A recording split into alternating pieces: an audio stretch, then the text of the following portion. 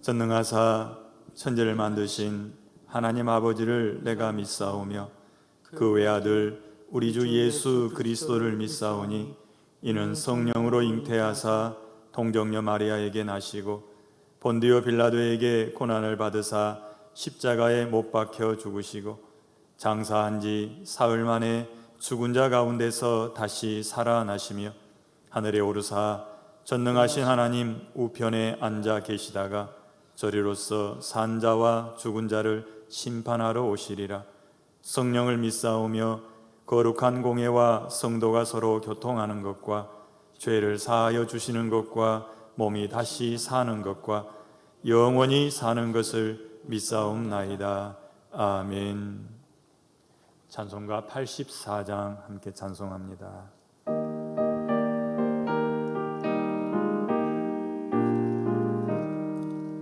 온 세상이 깜깜하여서 잠일지 없었더니 그 빛나는 영광 나타나 온 세상 빛이었네.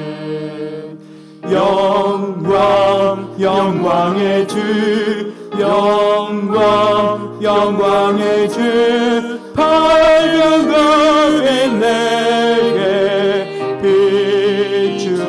비추었네. 영광 영광의 주 영광 영광의 주 이 세상에 빛은 오직 주 예수님. 주 말씀을 믿는 사람은 그 마음이 시원하고 주 명령을 준행하는 자는 길이 환하겠네. 영광 영광의 주 영광 영광의 주 밝은 그 빛 내게 비추었네. 영광 영광의 주 영광 영광의 주 이 세상의 빛은 오직 주 예수님. 죄 가운데 사는 사람은 그 눈이 어두워도 그 죄악을 씻는 날에는 그 눈이 밝아지네. 영광 영광의 주 영광 영광의 주 밝은 그 빛 내게 비추었네. 영광 영광의 주 영광 영광의 주 이 세상의 빛은 오직 주 2절 다시 합니다. 주 말씀을 믿는 사람은 주 말씀을 믿는 사람은 그 병이 시원하고 주 명령을 준행하는 자 그 길이 환하겠네. 영광 영광의 주 영광 영광의 주 밝은 그 빛 내게 비추었네. 영광 영광의 주 영광 영광의 주 이 세상의 빛은 오직 주 예수. 죄 가운데 사는 사람은 죄 가운데 사는 사람은 그 눈이 어두워도 주 죄악을 씻는 날에는 그 눈이 밝아지네. 영광 영광의 주 영광 영광의 주 밝은 별이 내게 비추었네. 영광 영광의 주 영광 영광의 주 이 세상 주 영광, 영광의 예수님 영광 영광의 주 영광 영광의 주 밝은 그빛 내게 비추었네 영광 영광의 주 영광 영광의 주 이 세상의 밝은 빛 주 예수님. 아멘. 이 시간 함께 기도하겠습니다. 방금 찬송했던 것처럼 주 말씀을 믿는 사람은 그 마음이 시원하고 그 명령을 준행하는 자는 그 길이 환하겠네라고 말씀합니다. 죄 가운데 사는 사람은 그 눈이 어두워도 그 죄악을 씻는 날에는 그 눈이 밝아질 것입니다. 이 시간 함께 기도할 때 하나님, 주 말씀 믿어서 우리의 마음이 시원해지게 하시고 주의 명령을 준행하여 우리 앞길이 환하게 하여 주시옵소서. 함께 기도하시고요. 죄 가운데 사는 사람은 눈이 어둡지만 죄를 씻는 날에 눈이 밝아진다 하셨으니 오늘 우리 죄를 보게 하시고 주님 앞에 회개하게 하시고 밝아지게 하여 주십시오라고 함께 기도해 원합니다. 다음으로 기도할 제목은 속히 함께 모여서 예배하는 날이 이르기를 위해서 기도하고요. 또 코로나19 상황이 속히 잠잠해질 수 있도록 하나님 우리에게 은혜를 베풀어 주십시오라고 함께 기도하고요. 우리나라와 민족을 위해서도 잠시 기도하도록 하겠습니다. 기도합니다. 좋으신 아버지 하나님, 우리가 찬송했던 것처럼 주님 말씀 믿는 사람의 마음은 시원해지겠다라고 하셨는데 우리 안에 이 믿음을 주시옵소서. 주의 말씀이 믿어지게 하시고 주의 명령을 기쁨으로 준행하게 하셔서 우리의 길이 밝아지게 하시길 원합니다. 아버지 하나님, 이 시간 함께 온라인으로 예배하지만 텔레비전 모니터 앞에 또는 스마트폰 앞에 앉아있는 모든 주의 백성들 한 마음이 되게 하시고 같은 마음으로 같은 생각을 가지고 주님 앞에 모였사오니 같은 말을 내뱉게 하시고 하나님 이 시간을 통하여서 말씀이 들려지게 하시고 말씀을 통하여 우리의 죄악들이 보여지게 하시며 하나님께서 우리에게 원하시는 것이 무엇인지 깨달아 아는 은혜가 있게 하여 주시옵소서. 죄 가운데 사는 사람은 눈이 어두워도 죄를 고백하고 씻는 날에는 그 눈이 밝아지겠다라고 말씀하셨사오니 그 날이 오늘이 되게 하시고 그 은혜를 받는 사람이 내가 되게 하여 주시옵소서.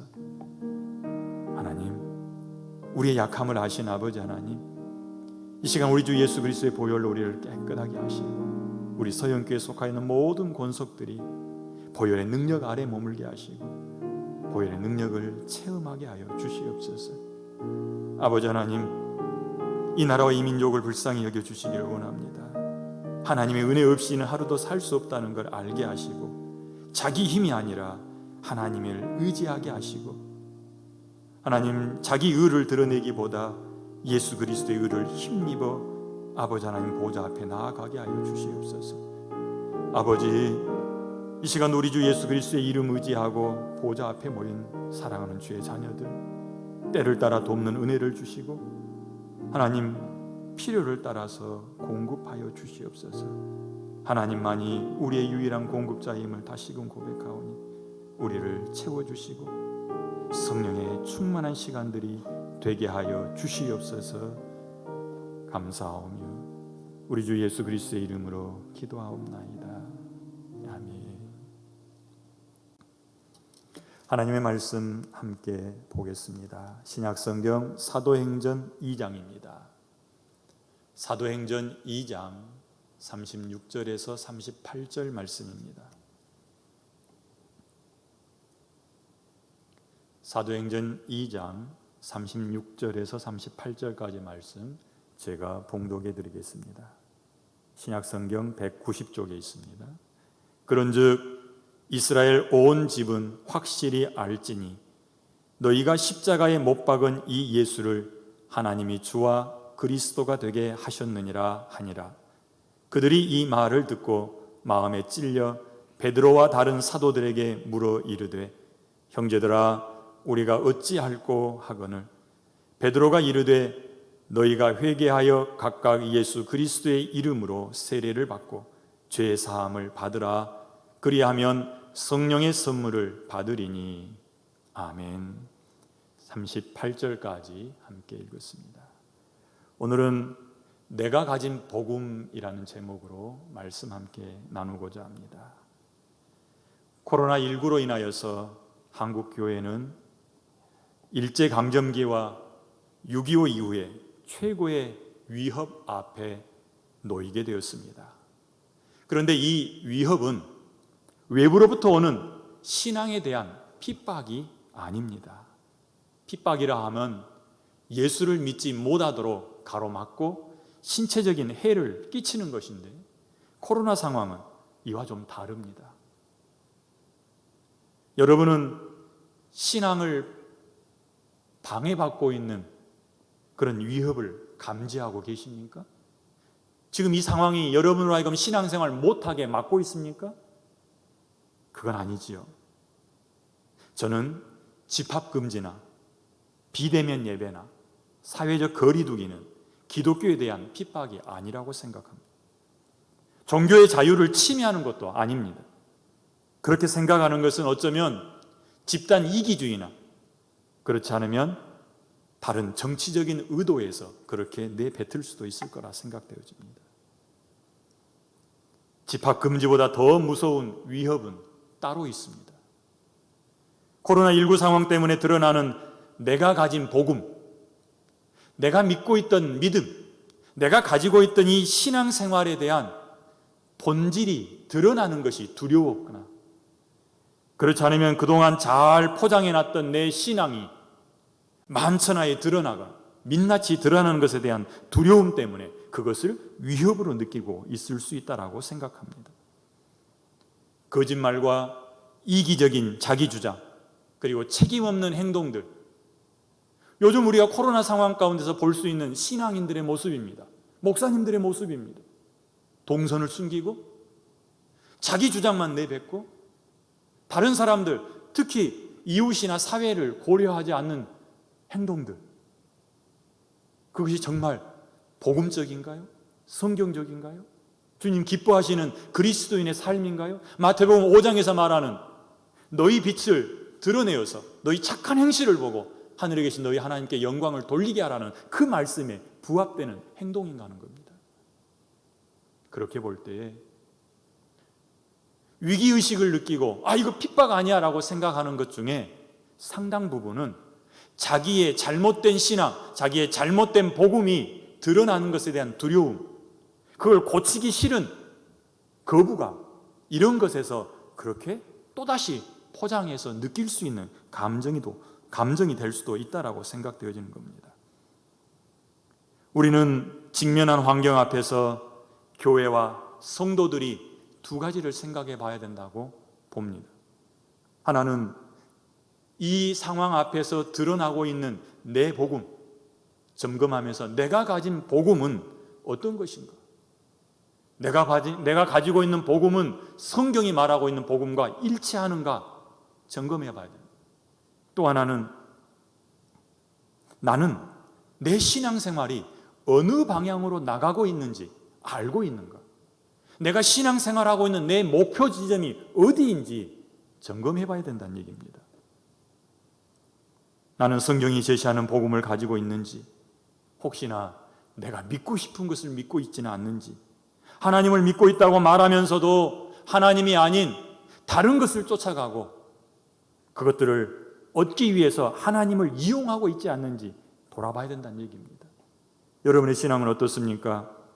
여러분의 신앙생활의 방향은 어디로 잡혀 있습니까?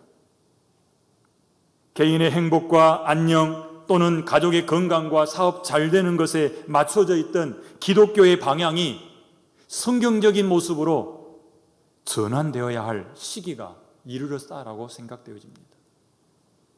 이것은 우리 각자 개인뿐만 아니라 우리 교회 그리고 우리 한국 교회까지 해당되는 부분입니다. 어쩌면 성경에서 멀리 떠나버린 우리들에게 보고 깨달으라고 하나님께서는 쉽사리 이것을 거둬가지 않고 계속해서 우리로 하여금 부담을 느끼게 하고 있을 수도 있다는 얘기입니다. 생각해 보십시오. 발람이 나귀를 타고 이스라엘을 저주하러 가는데 그 나귀가 돌담에다가 발람을 비벼버립니다. 발람은 아무것도 모르고 칼을 빼들고 나귀를 죽이려 하지요. 사실은 발람을 살리기 위한 나귀의 행동인데 자기를 괴롭힌다고 죽이려 하고 있는 발람의 모습이 나의 모습, 우리의 모습, 우리 교회 그리고 한국 교회의 모습은 아닙니까? 하나님께서는 이 상황을 통해서 잠시 멈춰라, 네 자신을 봐라, 어디로 가고 있는지 확인해라 라고 말씀하시는데 나는 내가 목표한 그곳으로 가겠다고 기어이 그 일을 해가야겠다고 고집부리고 있지 않는가라는 얘기입니다. 오늘 우리가 함께 읽은 베드로의 설교, 그 설교를 통해서 베드로는 어떻게 자기가 가진 복음을 정의하고 있는지, 그리고 자기는 어느 방향으로 나가겠다고 결심하고 있는지 볼 수 있기를 바랍니다. 베드로를 보면 예수님이 보이고, 예수님을 볼 수 있다면 내 자신의 현 주소도 볼 수 있을 것입니다. 베드로도 자신이 3년 반 동안 따르던 주님이 십자가의 죽음과 부활, 그리고 승천과 성령 강림이라고 하는 아주 격변하는 그 사회 현상 속에서 이 두 가지 문제에 대한 자신의 답을 찾았습니다. 우리는 성령 강림 이전의 베드로와 성령 강림 이후의 베드로가 완전히 다른 사람이 되었던 것을 알고 있습니다. 오늘 우리가 읽은 설교 가운데 그게 드러난다는 얘기입니다. 얼마 전까지만 해도 베드로의 신앙과 복음은 흔들렸습니다. 마태복음 16장에 보면 가이사랴 빌립보 지역에서 예수님께서 제자들 향해 묻습니다. 너희는 나를 누구라 하느냐? 그때 베드로가 당당하게 말하죠. 주는 그리스도시요 살아계신 하나님의 아들이십니다. 그의 고백을 보면 그의 신앙은 굉장히 좋아 보입니다. 든든해 보입니다. 그런데 얼마 지나지 않아서 가야바의 뜰에서 그는 두려움 앞에 굴복하고 맙니다. 작은 계집종이 묻는 물음 앞에 나는 예수를 모른다 부인했고, 거듭되는 너도 예수님의 한 패지라고 묻는 그 질문에 예수를 저주까지 하게 됐던 겁니다. 그의 복음은 어떻습니까? 그가 가진 복음은 예수 그리스도를 향해서 주라고 고백했지만 상황 앞에서 흔들리는 복음이었습니다. 또한 베드로가 어떤 삶을 살고 어떤 방향으로 신앙생활을 해야 될지 그의 이 신앙의 방향에 대해서도 성령 강림 이후에 확고해졌지 그 전에는 여전히 흔들리는 모습을 가졌습니다. 예수님께서 부활하신 후에 갈릴리로 제자들을 찾아가셨습니다. 그때 베드로는 어떤 모습을 하고 예수님을 만나게 됩니까? 예수님께서 베드로를 부를 때에 분명하게 말씀하셨습니다. 나는 너희를 사람 낚는 어부로 만들겠다. 그런데 예수님이 찾아와서 발견한 베드로의 모습은 사람이 아닌 고기 낚는 어부가 되어 있습니다. 예수님이 도착하시기 전날 밤에 그가 하는 말이 나는 물고기 잡으러 가노라. 그를 따라서 6명이 함께 고기잡이 하러 갔어요. 밤새 고기를 잡았지만 한 마리도 잡지 못한 그의 방향을 잃어버린 모습이죠. 어쩌면 생활고 앞에서 또 어쩌면 자신의 미래 앞에서 그는 방향을 선회했을 수도 있을 것입니다. 그러나 그가 선택한 그의 인생의 방향은 주님이 계획하고 주님이 원하시는 것은 아니었습니다. 그가 가야 할 사명의 길도 아니었습니다. 성령이 임한 이후에 예루살렘에서 복음을 전하는 베드로의 모습이 주님이 기획하고 원하셨던 베드로의 모습이었던 것입니다. 그가 예수님을 잡아 죽였던 사람들 앞에서 복음을 전하다가 붙들리죠. 그리고 제사장들은 그에게 복음을 전하지 못하도록 제지합니다. 그때 사도행전 4장 19절과 20절 읽어보면 그가 어떤 방향을 선정했는지 분명하게 말합니다. 한번 보실까요? 하나님 앞에서 너희의 말을 듣는 것이 하나님의 말씀을 듣는 것보다 옳은가 판단하라. 우리는 보고 들은 것을 말하지 아니할 수 없다. 이건 그가 가고 있는 방향이 어디인지 분명하게 보여주는 말씀입니다. 그가 흩어진 나그네인 성도들에게 보내었던 베드로 전서나 베드로 후서를 읽어봐도 이제는 얼마나 견고하게 그의 목표가 정해졌는지 드러나고 있습니다. 죽음이 임박한 시기까지도 그가 믿음을 잘 지켜냈다는 것을 볼 수 있습니다. 우리는 사도행전 2장을 통해서 무엇이 베드로로 하여금 그렇게 확고하게 만들었을까? 어떻게 베드로는 이 십자가 사건을 통해서, 그리고 예수 그리스도의 부활하신 사건과 성령 강림을 통해서 자기가 가진 복음을 확고하게 붙잡았고, 또 어떻게 그는 자기의 인생의 방향을 설정하고 흔들리지 않고 그곳을 갈 수 있었을까? 그에게 찾아왔던 예수님을 잃어버렸던 위기, 그에게 찾아왔던 박해, 이것이 그로 하여금 그렇게 만들었다는 겁니다. 베드로의 경우를 본다면 우리 앞에 놓여있는 이 코로나19 상황이 우리로 하여금 잠시 멈춰 서서 내가 가진 복음은 무엇이며 나는 어느 방향으로 가고 있는지를 보게 하는 하나님의 일하심일 수 있다는 얘기입니다. 베드로에게 위기가 기회가 된 것처럼 오늘 베드로의 설교를 통해서 우리에게도 우리가 직면한 위기가 기회로 다가오는 은혜가 있기를 바랍니다. 베드로가 가진 복음은 무엇입니까? 오늘 읽은 말씀 속에 들어 있습니다. 베드로는 복음을 전하는 전문가였어요. 전문가로 변한 거지요. 사도 바울은 갈라디아서 2장에서 이렇게 이야기합니다. 나는 무할례자들을 위해서, 그리고 베드로는 할례자들에게 복음을 전하도록 하나님께서 사명을 주셨다, 이렇게 말합니다. 이 바울의 말처럼 베드로는 할례자의 사도가 되었고 바울은 무할례자의 사도가 되었지요.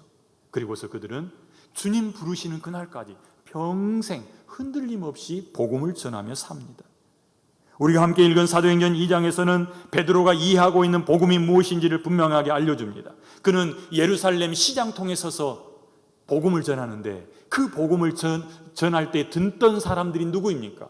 예수님을 십자가에 못 박아 죽였던 사람들입니다. 베드로를 잡아 감옥에 가두려고 하는 사람들입니다. 예수님 곁에 서 있었지만 예수님을 보면서도 예수님을 알아보지 못하던 사람들입니다. 그런데 그들 앞에서 그가 복음을 전하고 있는데 그 전하는 복음 속에 그가 가진 복음의 모습이 보인다는 것입니다. 우리가 읽었던 2장 36절 다시 한번 보도록 하겠습니다. 함께 읽습니다. 그런즉 이스라엘 온 집은 확실히 알지니 너희가 십자가에 못 박은 이 예수를 하나님이 주와 그리스도가 되게 하셨느니라 하니라. 아멘. 베드로의 설교의 근거에 정리하자면 복음은 무엇입니까? 복음은 유대인이 죽인 예수를 하나님이 그들의 주와 그리스도가 되게 하신 이야기입니다. 복음이 무엇이라고요? 유대인들이 죽인 예수를 주와 그리스도 삼으신 하나님의 이야기입니다. 그게 복음입니다. 베드로는 자기 앞에 모여든 사람들에게 예수 그리스도가 구원자다라고 전하고, 이 복음을 들었던 사람들은 자기가 죽인 예수를 자신의 그리스도로 믿기 시작합니다. 바울이 예수 그리스도만 전하였던 것처럼 베드로의 복음도 예수님 이야기뿐입니다. 하나님과 그의 아들 예수 그리스도의 이야기가 빠져 있다면 그것은 결코 복음이 아닙니다. 예수도 믿고 할례도 받아야 된다라고 말하면 이것은 다른 복음이라는 얘기입니다. 예수님을 믿지만 우리 총회장님도 믿어야 돼라고 말하는 것 다른 복음이죠. 예수 믿지만 할례 받아야 돼, 이건 다른 믿음이란 얘기입니다. 사도행전 4장 12절에 보면 분명하게 베드로가 이렇게 이야기합니다. 다른 이로서는 구원을 받을 수 없나니 천하 사람 중에 구원을 받을 만한 다른 이름을 우리에게 주신 일이 없음이라 하였더라. 예수 그리스도 외에 다른 복음은 없습니다. 그러니 베드로가 가진 복음은 예수밖에 없고 우리가 가져야 될 복음도 예수 그리스도밖에 없습니다. 예수님 외에 다른 것을 장착한다면 그것은 다른 복음입니다. 예수님도 마찬가지입니다. 온 갈릴리를 다니면서 복음을 전하셨어요. 그런데 그가 전한 복음은 분명히 있습니다. 요한복음 5장 39절에 이렇게 말합니다. 너희가 성경에서 영생을 얻는 줄 생각하고 성경을 상고하거니와 이 성경이 곧 내게 대하여 증거하는 것입니다. 내게 대하여 증거하는 성경, 그 성경이 말하는 예수, 그를 믿어야 구원에 이른다라고 주님은 분명하게 말씀하신 겁니다. 예수 그리스도가 전한 복음도 예수님 이야기뿐입니다. 예수님이 그렇게 말씀하시죠. 하나님과 그가 보내신 예수 그리스도, 예수 그리스도와 그를 보내신 하나님을 믿는 것, 그것이 바로 하나님의 일이요, 그것이 복음이다라고 말하는 것입니다. 예수 그리스도 외에 다른 복음은 없습니다. 혹시 여러분이 가지고 있는 복음, 그 안에 예수 그리스도가 빠지고 대신해서 다른 것들이 들어있는지 볼 수 있기를 바랍니다. 여러분들이 교회에 나와야 하는 이유가 예수 그리스도입니까? 여러분들이 예수 믿는 이유가 예수님 때문입니까? 여러분들이 예배드리는 이유가, 또 바르게 사는 이유가, 다른 사람을 사랑하는 이유가, 나라와 민족을 위해서 기도하는 이유가 다 예수님 한 분 때문입니까? 그렇다면 여러분은 바른 복음을 가졌습니다. 그러나 다른 목적이 있다면, 다른 이유가 있다면 냉정하게 내려놓고 찾아봐야 합니다. 섞여 있으면 그건 가짜입니다.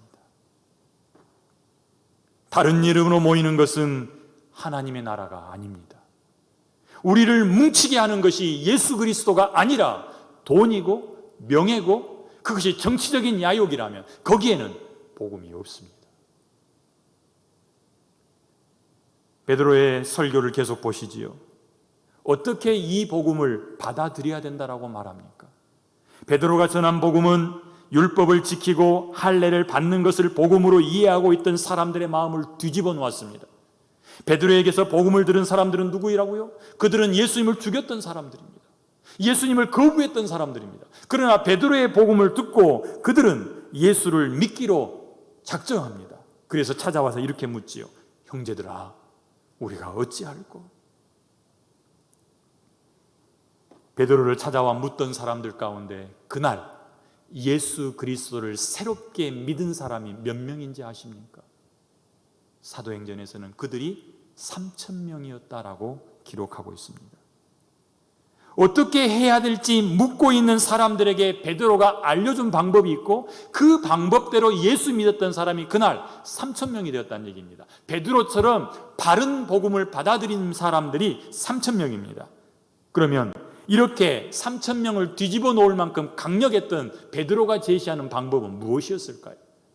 38절에 기록되어 있습니다. 함께 봅니다. 너희가 회개하여 각각 예수 그리스도의 이름으로 세례를 받고 죄 사함을 받으라. 그리하면 성령의 선물을 받으리니. 여기에 바른 복음을 내 안에 받아들여 내 것으로 만드는 방법이 제시되어 있습니다. 베드로는 그것을 세 가지로 이야기하죠. 첫 번째는 뭡니까? 회개해라. 두 번째로는 예수 이름으로 세례를 받고 죄 사함을 받아라. 세 번째로는 성령을 선물로 받으라. 이 세 가지를 통해서 내 안에 바른 복음이 들어올 수 있다라고 말하는 겁니다. 회개한다는 것, 그것은 무엇일까요? 회개는 자기 죄를 인정하고 자백하고 용서를 구하는 것입니다. 회개가 무엇인지에 대해서 말할 것이 많이 있는 사람도 있을 겁니다. 그러나 좀 더 간단하게 말한다면 회개는 청산입니다. 회개의 핵심은 청산에 있다는 겁니다. 청산이라고 하는 것은 비우고 새로운 것으로 채우는 것을 포함합니다. 내가 그동안 머물러 있던 죄악들을 들춰내어 이것이 죄였습니다 라고 인정하고 하나님 앞에서 용서해 주십시오라고 자백하고 그 후에 그 죄로부터 떠나는 것뿐만 아니라 대신해서 죄가 들어차 있던 그곳에 예수 생명을 채워놓고 예수 그리스도의 말씀을 채워놓고 예수 그리스도의 성령을 채워 넣는 것까지 포함하는 것, 그것이 회개라고 말하는 것입니다. 유창한 언변으로 위기를 모면하는 기만이 아니라 있던 곳에서 돌아서서 새로운 삶으로 내 안에 채워 넣는 행동의 변화까지를 회개다라고 말하는 겁니다. 세례받고 죄사함을 얻어야 된다는 것은 어떻게 이해해야 될까요? 세례받는 것은 예수 그리스도의 하나로 연합되는 것을 의미합니다. 연합이라고 하는 것은 이제는 내가 예수 그리스도가 안에 있고 예수 그리스도가 내 안에 있어서 둘이 함께 생각하고 함께 움직이는 것을 말합니다. 그래서 바울은 고린도전서 1장 10절에서 같은 마음, 같은 생각, 같은 말을 이야기하죠. 예수 그리스도와 내가 연합하여 한 세례 받은 사람이 되었다는 것은 예수 그리스도와 같은 생각, 같은 마음, 같은 말을 하게 되었다라는 이야기입니다. 그것이 세례 받는 것입니다. 단지 우리 머리 위에 물 뿌리는 것, 아니면 침례를 통해서 물속에 담갔다 일어나는 것, 그것만이 아니다는 얘기입니다. 예수 그리스도와 연합하여 하나됨이 있어야만 우리는 세례 받았다라고 말할 수 있고, 그 사람이 죄 사함을 얻습니다. 예수 그리스도를 내 안에 구원자로 모셔드린다는 것은 이와 같이 회개와 예수 그리스도와의 연합이 포함되어져야 합니다. 이렇게 결단하고 회개하여 예수 그리스도의 이름으로 세례를 받은 사람에게는 하나님께서 성령을 선물로 주시겠다라고 말씀합니다. 성령은 아버지 하나님께서 약속하신 것이고, 예수 그리스도가 아버지께 구하여 믿는 사람들에게 주신 다른 보혜사입니다. 보혜사라는 것은 은혜를 베풀고 우리를 인도하시는 분이죠. 그러니 예수 그리스도 안에서 바른 복음을 받았다는 사람은 성령 하나님의 인도하심이 그의 삶 속에서 드러나야 합니다. 성령의 주심을 세상에서 썩어 없어질 것들을 손쉽게 얻을 수 있는 능력으로 오해한다면 그것은 잘못되었습니다. 자기 욕심을 채우는 수단으로 생각하거나 사용하는 것이 잘못됐다라는 얘기입니다. 성령을 주신 목적은 예수 안에서 새 생명을 가진 성도들을 온전한 성도로 자라나도록 도와주기 위함입니다. 다르게 표현한다면 마치 다 찌그러진 자동차의 엔진을 바꿔주는 것과 같습니다. 성령 하나님은 우리에게 더 주신 것은 우리 속에 엔진을 바꿔서 이제는 새로운 엔진으로 옛날 몸을 움직이게 하는 것입니다. 성도는 새 엔진 되시는 성령의 인도하심 따라 그리스도의 장성한 분량으로 자라나게 될 것입니다. 자, 이제 정리를 한번 해볼게요. 예수 그리스도를 내 안에 모셔드리는 것, 내가 나의 복음을 가졌다고 하는 것은 무엇입니까? 예수 외에 다른 것을 내 주인으로 모시지 않는다는 것을 의미합니다. 그리고 이것은 어떻게 일어난다고요? 회개하고 예수 이름으로 세례받고 죄 사함 받은 후에 성령을 받음으로 이루어진다라고 말씀하는 겁니다. 돈을 믿고 하나님의 도우심을 통해서 그 돈을 쫓아가는 삶, 이것은 결코 신앙생활이 아닙니다. 화려한 언변으로 예수 잘 믿는 것처럼 포장하는 것, 그것은 바른 신앙생활이 결코 아닙니다. 선한 삶만을 강조하는 것도 바른 신앙은 아닙니다. 여러분이 가진 복음은 어떤 복음입니까? 순수한 예수 그리스도만 있는 복음입니까? 짜집기 된 복음입니까? 여러분의 욕심이 투영되어 있는 복음입니까? 이제 베드로의 신앙이 어느 방향으로 가기로 결정되어졌는지, 어느 방향으로 확고하게 굳어졌는지 함께 살피면서 나는 무엇을 내 신앙생활의 목표로 삼고 가야 될지 살펴보도록 합니다. 예수님께서 이 땅에 계실 때에는 사람들로부터 늘 요구받던 일 가운데 하나가 이것입니다. 예수님을 향해서 정치적인 입장을 밝혀달라는 겁니다. 도대체 예수님은 어느 편입니까?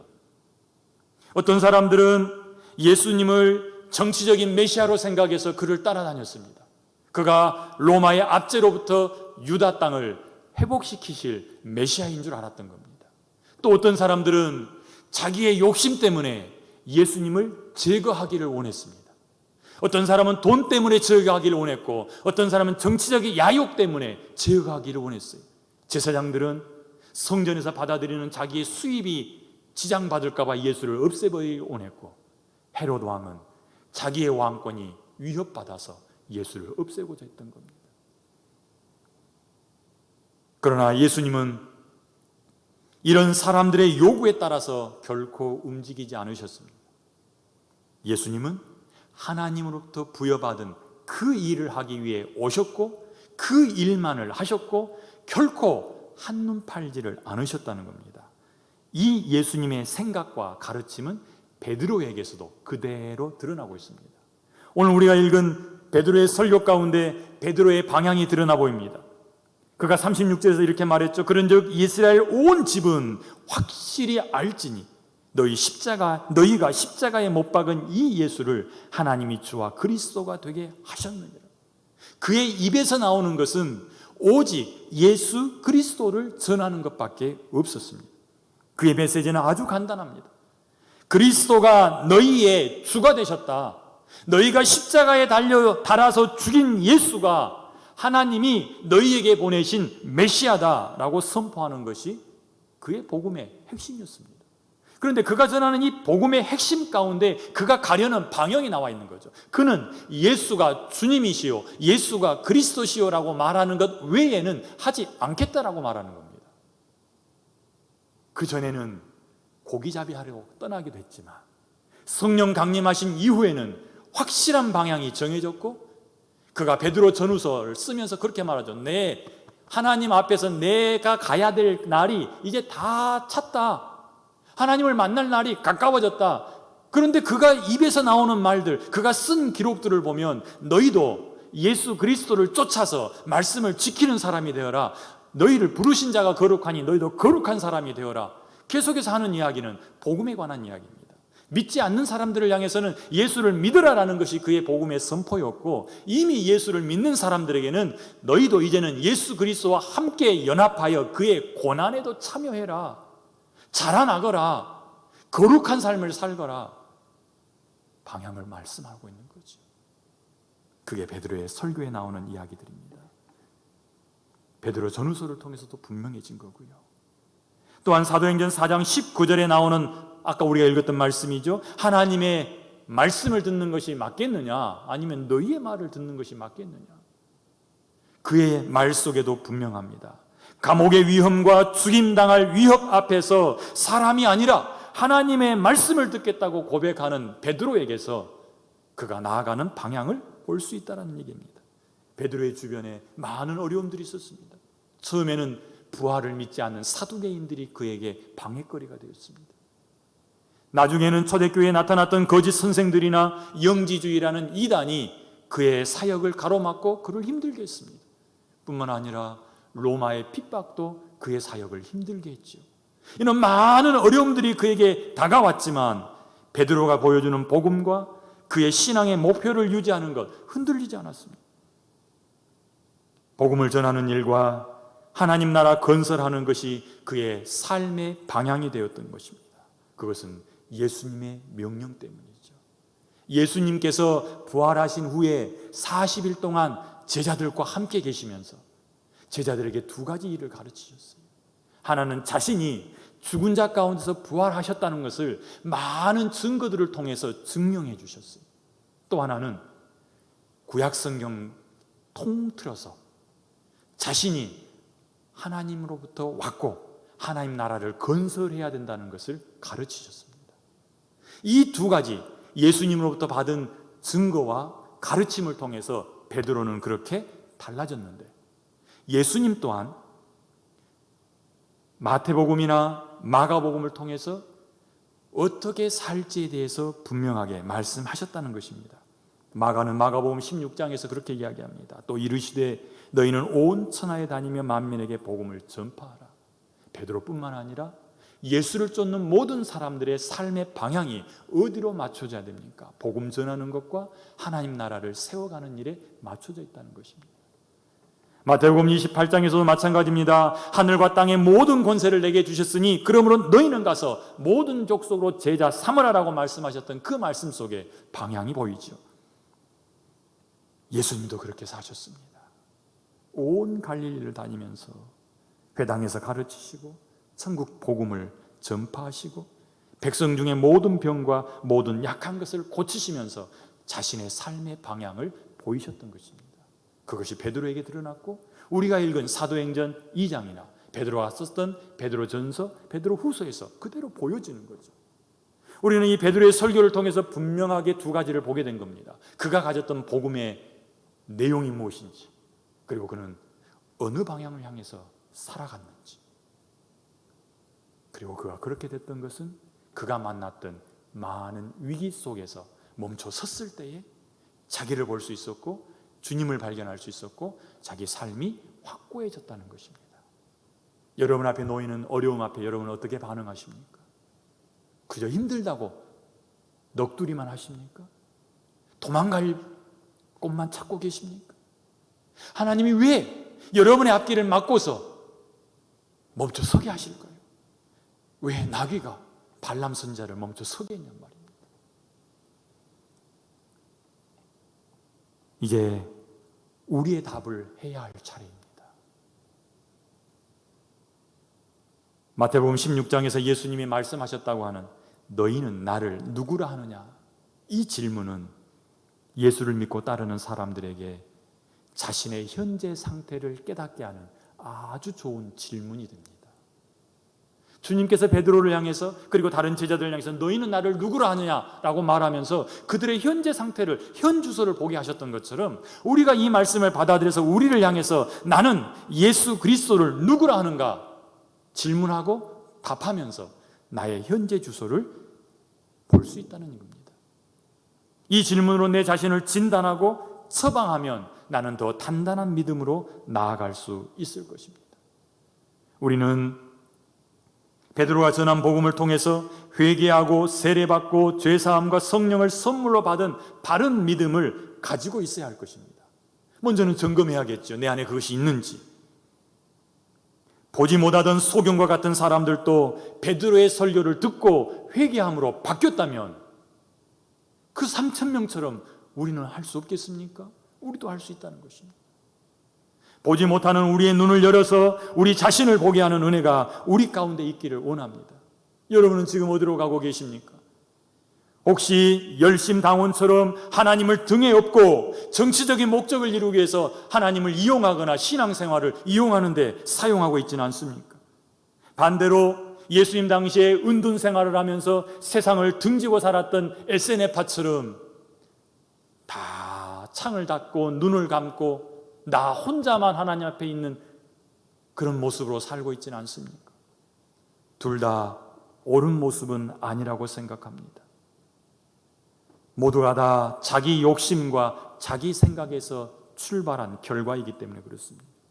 우리의 삶의 방향은 내 생각이 아닌 하나님으로부터 나와야 합니다. 그것은 곧 사명을 따라 사는 삶이죠. 예수님께서 하나님을 보고 하나님이 하신 그 일을 한다라고 말하셨던 것처럼 베드로가 예수님을 보고 예수님이 하셨던 그 일을 하며 살았던 것처럼 우리도 우리에게 주어진 사명 따라 살아가야지 우리 속에서 일어나는 마음이 원하는 것과 육체가 원하는 걸 하며 따라가며 사는 삶은 살아서는 안 된다는 얘기입니다. 바울은 골로새서 1장에서 이렇게 고백합니다. 우리가 그를 전파하여 각 사람을 권하고 모든 지혜로 각 사람을 가르치면 각 사람을 그리스도 안에서 완전한 자로 세우려 함이니 이를 위하여 나도 내 속에서 능력으로 역사하시는 이의 역사를 따라 힘을 다하여 수고하노라. 우리 올 1년 동안 표어로 삼고 있는 말씀이기도 하지요.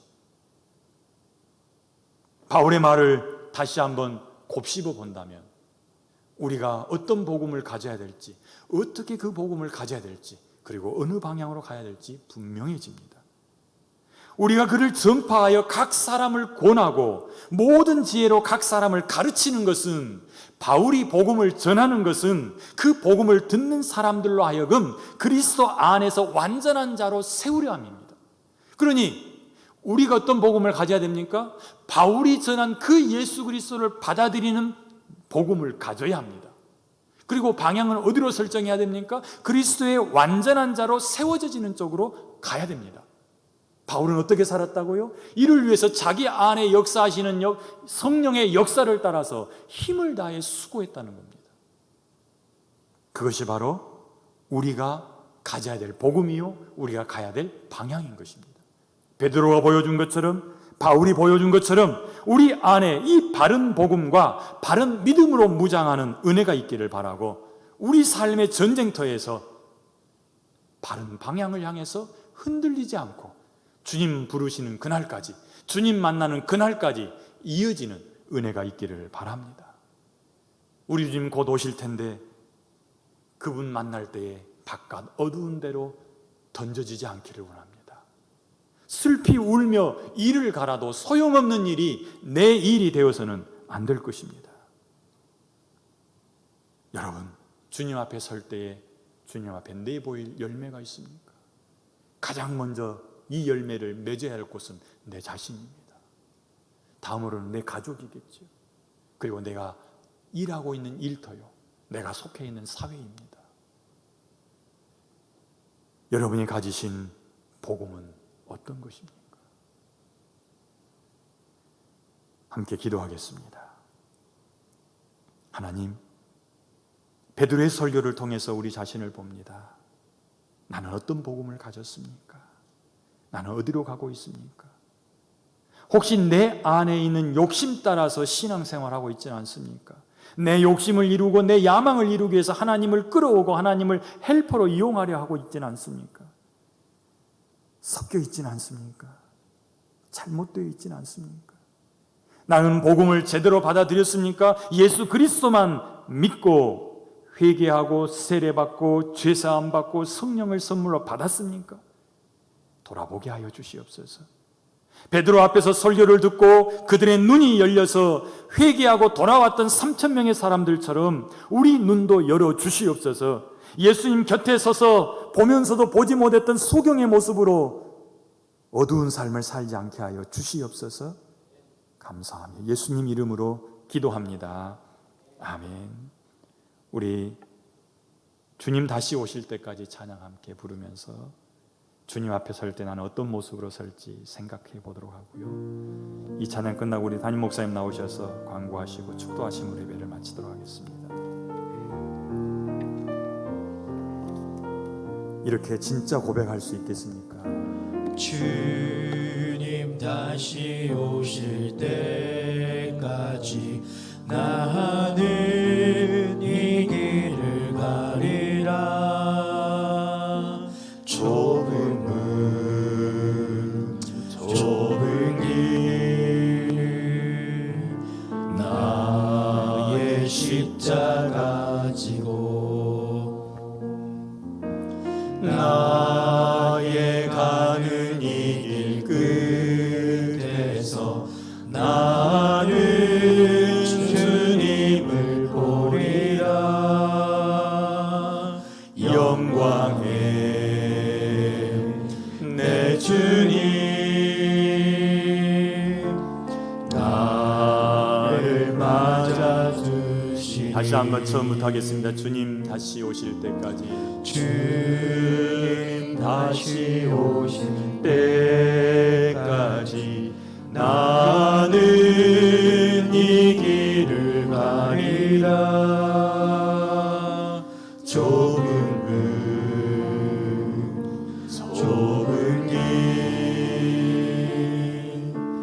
나의 십자가 지고 나의 가는 이 길 끝에서 나는 주님을 보리라. 영광의 내 주님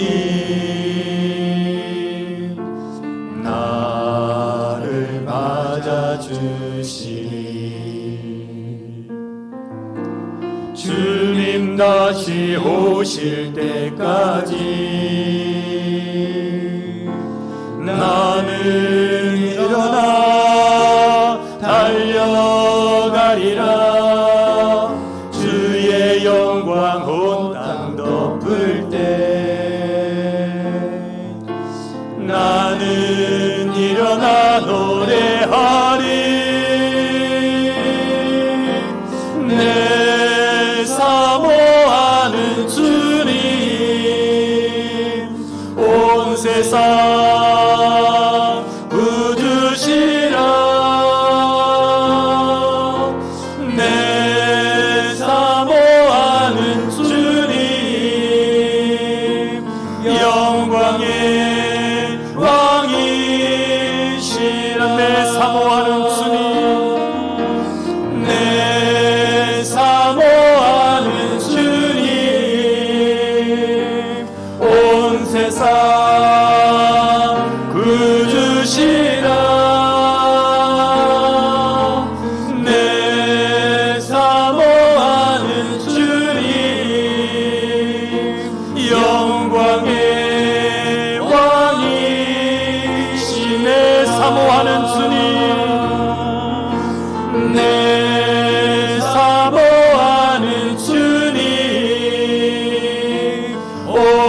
세상 구주시라 내 사모하는 주님 영광의 왕이시라. 아멘. 은혜의 말씀 감사합니다. 교회 소식 주보를 통해 말씀드립니다. 우리 2020 정교 여름 성경학교 은혜 가운데 마치고 성경 쓰기 우리 서영 가족 성경 쓰기 챌린지 여러분 이미 기록하셔서 제출하신 분도 계시고요.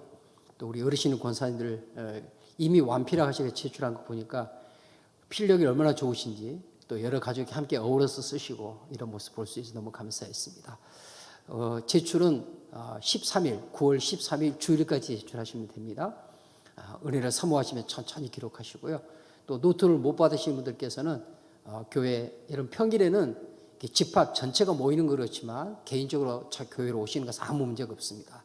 우리 구차정 입사님께서 어제도 저희 교회 방역기 다 구입해가지고요. 들어오는 입구에 소독기뿐만 아니라 뿌리는 방역까지 다 구입을 했습니다. 그래서 구석구석 다 방역하고 있습니다. 예배당은 여러분 청정구역입니다. 걱정하지 마십시오. 그래서 개인적으로 오셔서 기도하실 수 있고 교회 방문하셔 아무 문제 없습니다. 이제 그 제한 명령에 따라 전체가 많이 모이는 거 이런 부분을 우리가 교회 덕을 위해서 이런 부분을 지켜가고 있지만 교회 오시는 아무 문제 없습니다. 그래서 오셔서 사무실이나 혹은 엘리베이터 옆에 있는 그 탁자 위에다가 이 성경 쓰기 챌린지 노트를 두도록 하겠습니다. 한 70여 권 이렇게 남아 있습니다. 500권 만들었는데 필요하신 분들 가지고 가셔서 말씀 기록하시면서 은혜를 받으시고 특별히 가족이 함께 기록하는 그런 노트를 함께 해주시면 감사하겠습니다. 9월 13일까지 기록하셔서 제출하시면 되겠습니다. 우리 주일 예배 코로나 이 상황 속에서 계속해서 다음 주일 9월 10일까지죠. 10일까지 우리 온라인 예배로 드려집니다. 새벽 예배 실시간으로 5시에 본당에 드려지는 것을 그대로 실시간 중계합니다. 또 수요일 밤 예배 역시 마찬가지로 실시간 중계합니다. 각 주일학교도 역시 마찬가지 참조하시면서 하나님 앞에 우리가 있음을 기억하고 오늘 주신 말씀처럼 바른 복음으로 바른 방향성을 가지고 하나님 앞 우리의 믿음을 확고하게 나가는 그런 귀한 연단의 교회가 되고 또 축복의 기회가 될 수 있기를 간절히 바랍니다. 교회를 특별히 더 많이 기도해 주시고 우리 각 구역장 회장 권찰님들께서 구역의 식구들을 잘 돌보아 주시기를 간절히 부탁을 드립니다. 연약한 식구들 또 낙심한 가운데 식구들 또 급하고 어려운 소식들이 있으시면 언제든지 저희 교육자에 연락 주셔서 주님 이름으로 찾아가서 함께 대하고 또 문제를 해결할 수 있도록 하겠습니다. 연락 주시고 함께 잘 살펴주시고요. 각 주일학교 어린 요원을 맡은 교사님들 코로나 상황 가운데 가장 염려되는 중에 하나가 바로 이 부분입니다. 우리 어린 영혼들이 하나님 앞에서 멀어질까 복음에서 멀어질까 두렵습니다. 상황이나 환경 어른들이 이겨낼 수 있지만 아이들은 쉽지 않습니다.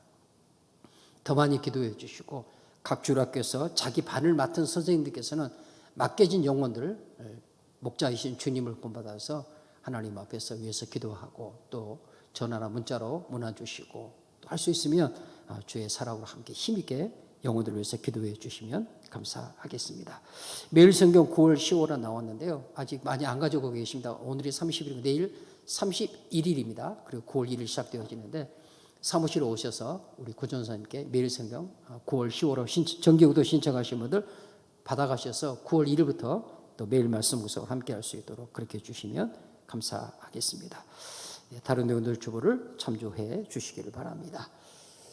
하나님 앞에 이 시간 우리 많은 온라인 가족들 들어오셨네요. 우리 백윤숙 집사님, 신하나 집사님 감사합니다. 잘 되겠습니다. 박윤 장로의 은혜와 평강과 십자가의 복음 아멘.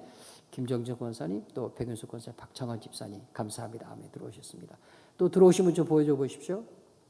네, 들어오신 분들 네, 우리 김난 권사님 바른 복음, 바른 믿음에 굳게 있어서 나에게 사명을 잘 감당할 성령님 인도하여 주옵소서. 장수경 권사님 아멘 아멘. 우리 문을림 권사님 아멘 함께 하시죠. 허경희 집사님도 아멘 하셨습니다. 조화울 권사님 감사합니다. 네, 김동환 집사님 아멘 감사하고요. 또 우리 고영출 집사님께서 아멘 은혜로운 말씀 감사합니다. 함께 하셨습니다. 고맙습니다. 김광우 장로님 아멘 감사합니다. 정명숙 검사님 아멘 허경림 집사님, 이광정 권사님, 아멘. 정고모 권사님, 아멘, 아멘. 감사합니다. 이옥정 권사님, 네. 김한식 권사님, 은혜 말씀 감사합니다. 김한식 권사님, 감사합니다. 은혜 말씀. 박정희 집사님, 주여 나를 돌아보고 회개하여 하며 깨닫게 하여 주십시오. 김영신 집사님, 김영수 권사님, 정선원 권사님, 마태복음 5장 16절 말씀 같이 너희 빛이 사람의 빛이 하여 그대로 너희 착한 행실로 하나님의 영광을 돌리게 하라. 예, 아멘. 감사합니다. 지성, 아멘. 말씀 감사. 김영숙 권사님, 아멘, 아멘. 내 안에 온전히 모시고 주님 예수를 온전히 모시고 예수님을 순간순간 깨닫고 회개하며 날마다 느끼며 살게 하옵소서. 우리 박기현 형제, 예, 김정은 권사님 말씀 주셔서 감사합니다. 네, 다 읽어드리지 못하는 김정희 권사님, 네네, 많은 가족들 함께해 주셨습니다. 함께해 주시고 또 새벽 예배에 또 실시간으로 함께하니까 새벽 예배에 함께 참여하시고, 여러분 말씀드렸던 것처럼 온라인 들어간 식구들뿐만 아니라 안 들어와 계신 분들께서도 이 유튜브에 들어오셔서 구독 신청을 꼭 눌러주십시오. 구독 신청을 누르면 우리 교회 영상을 보는데 훨씬 더 편리합니다. 정기구독 신청을 해주시고, 그 다음에 영상을 보내는 그 주소는 우리 구역 사랑방을 통해서 올려드립니다. 구역 사랑방에 올려드리면 각 구역을 섬기는 우리 구역 청지기들께서 구역원들에게 꼭 전달해 주십시오. 그냥 구역장면 보고 계시면 안 됩니다.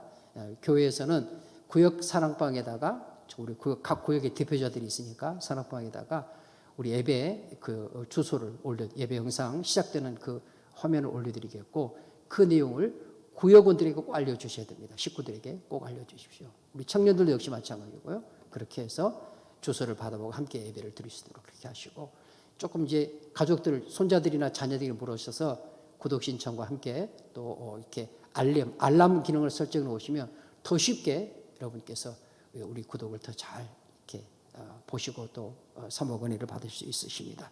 그래서 기도해 주시고, 특별히 이렇게 온라인 예배를 차질 없이 잘 들을 수 있도록 애쓰고 계신 우리 영상 출판위원회 우리 장로님, 또 우리 부장 집사님 김양호 집사님, 또 우리 교육자들 함께 섬겨 주셔서 감사합니다.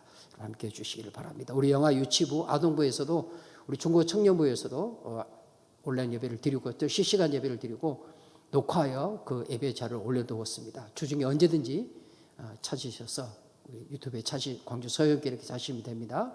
또 영아부의 유치부는 밴드로 소개가 되고 있기 때문에 밴드에 들어오셔서 부모님께 자녀들에게 찾아주어서 함께 예배 몇 번이고 돌려보시기 바랍니다. TV 켜려고 하지 마시고 밴드 예배, 성경 요절 암송 이런 것들을 몇 번이고 일주일에 돌려주십시오. 아이들에게 영적인 큰 자양분이 될 수 있을 것입니다.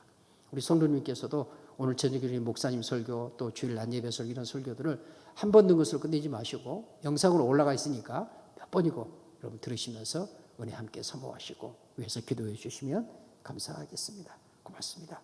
향기로운 예물 드립니다. 우리 박금지 장로님 주정건금, 김한식 권사님 주정건금, 김성규 목사님 주정건금 드립니다. 김용만 집사님, 박경자 권사님 주정건금 드립니다.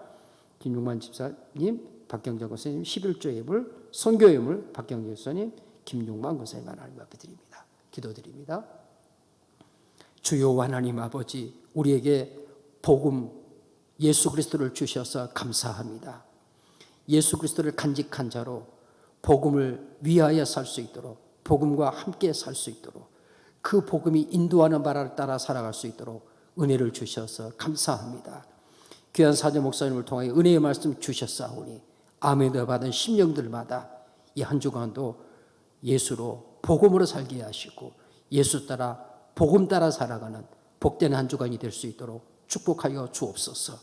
코로나를 통해서 우리의 신앙이 결코 좌로나 우로나 치우치지 않고 뒤로 물러가지 않게 하시고 믿음의 주요 온전케 하신 이신 예수님 그 복음을 든든히 붙잡고 모든 상황과 모든 환경을 넉넉히 이기며 나아가는 승리의 자리로 갈 수 있도록 하나님 은총 베풀어 주옵소서. 향기로운 예물로 주님 앞에 드립니다. 하나님 귀한 11조의 예물로 땅끝까지 주의 복음 증거되기를 원하여 선교의 예물로 주정건금으로 주님 앞에 드리오니 흠양하여 주시옵시고, 우리 성도들 힘들고 어려운 상황 가운데서도 도리어 심령에 감사가 넘치게 하여 주옵소서. 복음이신 예수 그리스도의 심령에 평안이 넘치게 하여 주옵소서. 찬송이 끊어지지 않게 하여 주옵소서. 감사하는 것에 감사가 넘치게 하실 것입니다. 찬양이 있는 것에 기쁨이 넘치게 하실 것입니다. 근심과 걱정과 염려는 내 주님께 맡기고 복음이신 예수로 말미암아 기쁨이 충만한 은혜의 삶을 살아가도록 성령 하나님 역사하여 주옵소서. 특별히 코로나 상황 가운데 우리 온 성도들 건강을 지켜주시고 또 서로 주 안에서 영적인 건강을 위하여 서로 위로하고 서로 무난하면서 하나님이 기뻐하시는 성령 충만한 아름다운 공동체에 힘있게 이루어갈 수 있도록 은총 베풀어 주옵소서. 다시 오실 우리 구주 예수님의 이름으로 기도드리옵나이다. 아멘.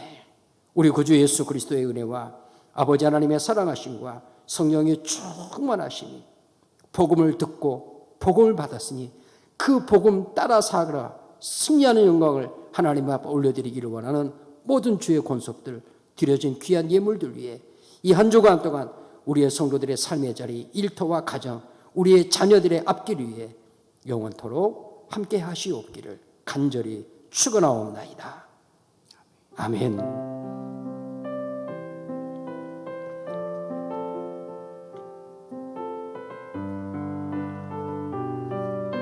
아멘. 하나님 한 번도 하나님 한 번도 나를 실망시킨 적 없으시고 언제나 공평과 은혜로 나를 지키셨. 지나온 모든 세월들 지나온 모든 세월들 이은영, 돌아보아도 수고해주신 김양원 씨, 김웅과 목사님 감사합니다. 짱맨 말씀 감사합니다. 그 어느 것 하나 주의 손길 안 미친 것 전혀 없네. 오 신실하신 주, 오 신실하신 주, 내 너를 떠나지도 내 너를 떠나지도 않으리라. 내 너를 버리지도 않으리라. 약속하셨던 주님, 그 약속을 지키사 그 약속을 지키사 이후로도 영원토록 나를 지키시리라 확신하네. 이후로도 영원토록 이후로도